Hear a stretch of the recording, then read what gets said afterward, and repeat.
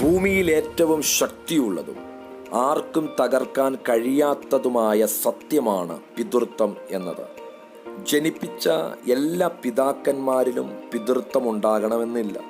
നൊന്തു പ്രസവിച്ച എല്ലാ സ്ത്രീകളിലും മാതൃത്വവും ഉണ്ടാകണവും എന്നില്ല.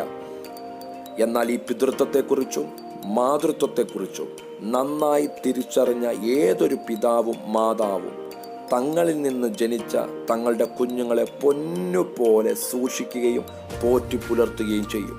പക്ഷേ അത് അവരുടെ ഈ ഭൂമിയിലെ മരണം വരെ മാത്രം.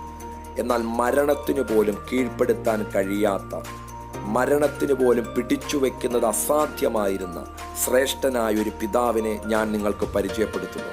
അത് മറ്റാരുമല്ല, നമ്മുടെ വാഴ്ത്തപ്പെട്ടവനായ കർത്താവായ യേശു എന്ന ക്രിസ്തുവത്രേ.